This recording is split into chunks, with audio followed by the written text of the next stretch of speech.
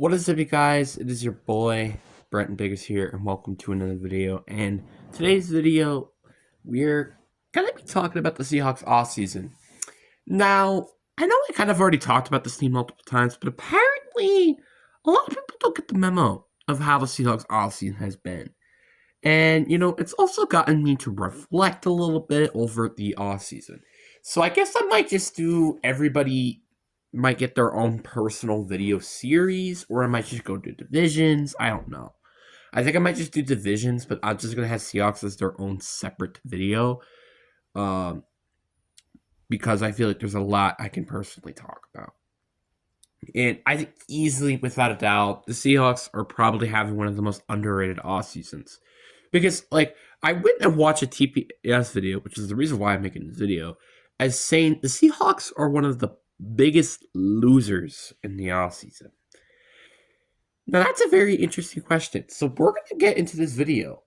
Before we get into today's video, like and subscribe. We are on the road to getting to 500 subscribers, and we're one away from getting to 490 by the time I'm recording this video. But anyway, enough said, let's get into the video. So why do I consider the Seahawks having a very underrated offseason? Well, I feel like a lot of people are thinking that this team is going through a rebuild. They are not going through a rebuild. This is a retooling year. Let me explain. So, obviously, losing Geno Smith and DK Metcalf doesn't really help the matters of saying, oh, this is a retooling year. No. People are probably seeing, oh, they just traded some of their star pupils. There's a very high chance they're going to rebuild. No, we aren't. I think the signing of Sam Darnold and even signings of like Cooper Kupp and DeMarcus Lawrence are very big sayings of like, yeah, we're not going anywhere. Now, I love the fact people are saying that the Sam Darnold signing is bad. Did you forget that we signed Geno Smith to a 3-year deal worth $105 million? So that contract is cheaper, but the contract is more expensive than Sam Darnold's by like $5 million. And even then, Sam Darnold, I think, can be a better quarterback than Geno Smith. Now, it depends on what version of Sam Darnold do we get. If we get in the first half version of 2024 Sam Darnold, yeah, I wouldn't be surprised if this team ends up making it to the postseason, especially if we fix the offensive line, which I'll talk about that a little bit later. Then we have then the last 2 games Sam Darnold. Yeah, this team might look a very mess, and John Slater might get fired. Which honestly, that might be the best thing. So who knows?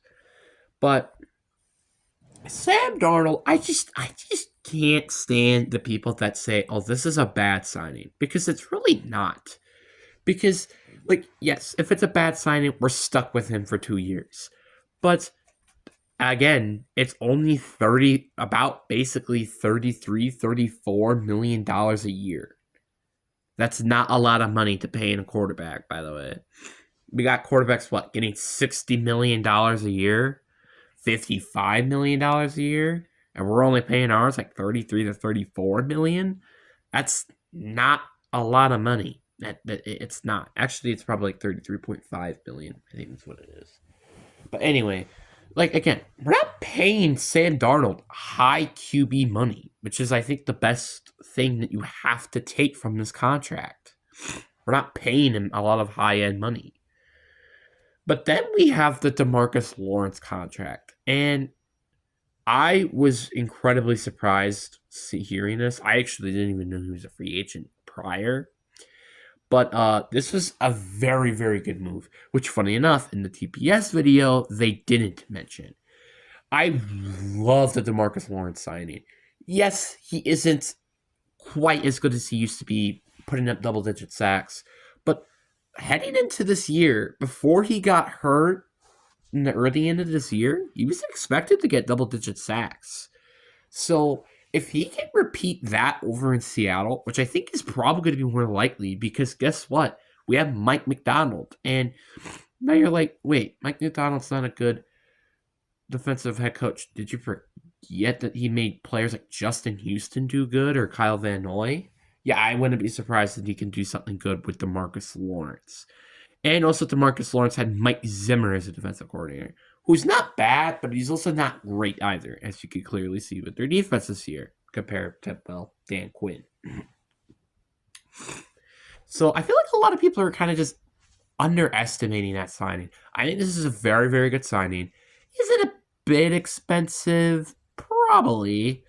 But, I mean, it can definitely look cheap if we could get the best version of DeMarcus Lawrence every year. And then we got the Cooper Kupp signing, which I don't know why people like. There has been people absolutely hating this contract, and TPS is the best example. They're saying that this contract is bad because of all of his injuries. Now, I will admit, yes, he is old.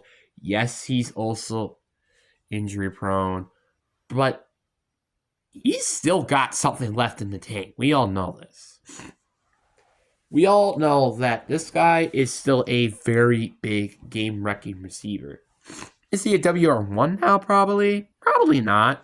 Is he a good WR2? I think so. I think he could be capable of the WR2 role, and I would be very surprised if he doesn't. But yes, could this turn out to be very bad of a signing? There's always that chance. But do I think it's going to happen? I'd say like a 30% chance that might happen, but like I've been criticizing this signing a little bit more ever since the TPS video started to come out, but it's not like saying so much, you know what I'm saying? But then we also have to talk about, I think probably one of the more underrated signings is the NVS signing, which I feel like a lot of people are underestimating this one because NVS had a very good year during the end of his season with the New Orleans Saints. And did you forget that he had Spencer Rattler? He had Derek Carr. You've been throwing the football to him? No, he is going to have a way better quarterback than Sam Darnold. Fight me on that. And the best part about it, he has Clint Kubiak, who is a Saints offensive coordinator, going to Seattle, which is, I think, a very, very good for him, and I think it's good for us, which just makes us have all this in terms of advantage. Now, a lot of people are going to probably criticize the Seattle Seahawks offseason, mainly because we haven't fixed the offensive line. Which, yes, this is a good point. We kind of have just ignored that position entirely. Like, we haven't really signed anybody to fix that hole. But outside of that, I feel like this is a very, very well opportunity for Seattle to do something. Like, I really would love to see Seattle go and get offensive line help. But with the current people, I think I might just wait for the draft. Which the draft, there's a chance that we might trade up. Now with DK Metcalf and Geno Smith both gone, and plus with the introducement of comp picks, we have 10 draft picks heading into the NFL draft.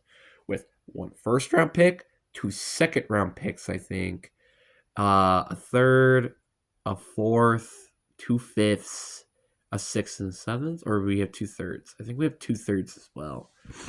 So, yeah, we have a lot of draft picks, and we have 5 picks in the top 100. This is a good position for Seattle.